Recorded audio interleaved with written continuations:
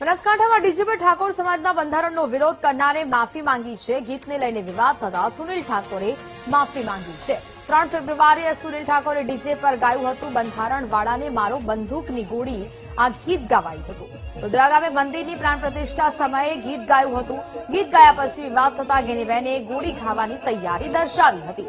હર્ષા પર કાપ મૂકવા માટે હું ગોળી ખાવા તૈયાર હોવાની વાત ગેનીબેને કરી। ગોળી જેને પણ વાગશે તે શહીદ ગણાશે।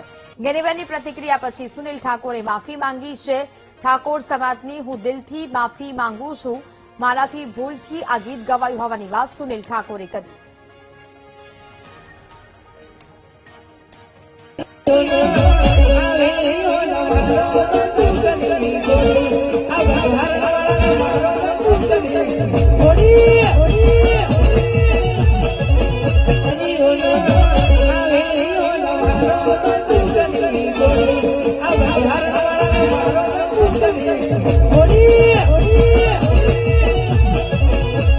તો આ બંધારણ એ કોઈ વ્યક્તિગત આગેવાનો એમના હિત માટે કરીને નથી।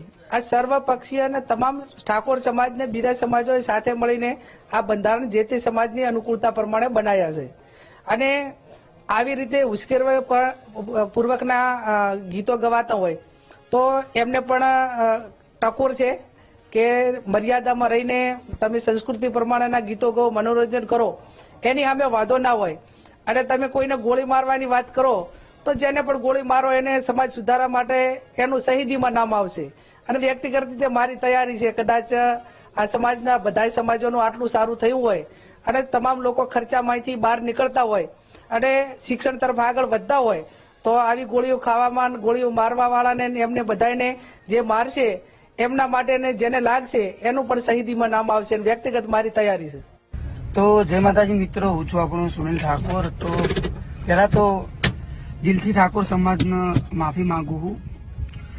આપણે તારીખ 3/2/2026 રોજ ઉંદરા મુકામે આપણે જોગણીમાંની પ્રતિષ્ઠા નિમિત્તે લાઈવ ડીજે હતું। એમાં બંધારણ વિશે થોડું ભૂલથી ગવાઈ ગયું હતું। તો દરેક મારા ઠાકોર સમાજને દિલથી માફી માંગુ છું। જય માતા।